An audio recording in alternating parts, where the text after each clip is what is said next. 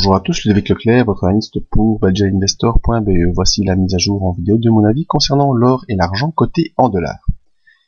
Eh bien, c'est un peu toujours et encore la même chose sur l'or et sur l'argent. On est dans une latéralisation au-dessus du support qui est situé pour l'instant à 1278,35 $. Petite chose un peu plus intéressante, on voit que malgré que ce support reste efficace, on voit que les points bas en séance, en tout cas, sont de moins en moins bas, ce qui nous donne ici un triangle que je peux vous matérialiser. Donc, on se trouve ici maintenant dans un biseau.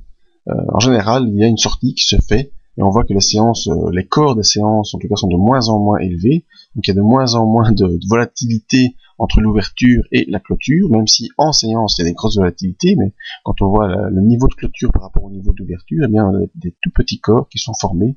On reste sous la M20, donc quand même dans une tendance baissière générale, mais on voit qu'ici, il y a vraiment une forte hésitation qui se fait aux environs des 1290-1300 $.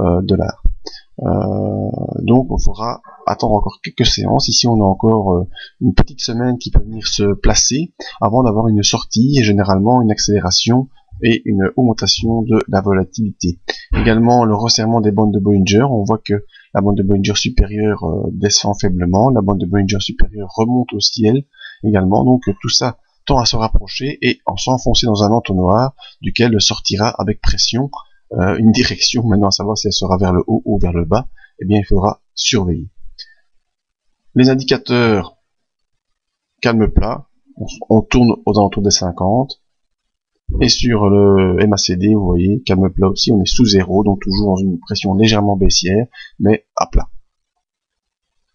Donc que dire? Attendre sur l'or une sortie de ce biseau, de cet entonnoir, une sortie vers le haut ou vers le bas.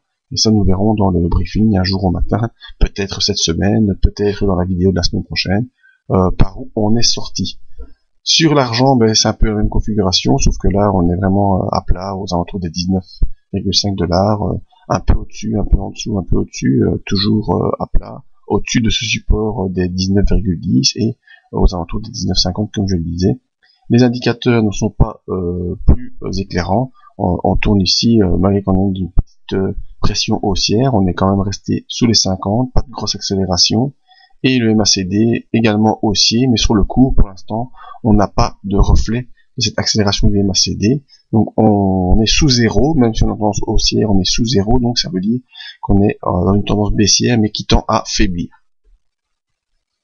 Attendre également, donc sur l'argent, une sortie par le bas sous les 19,10, ou même sous les 19, ou bien accélération par le haut, au-dessus des 20. Vous voyez également resserrement des bandes de Bollinger, donc on attend un signal graphique clair.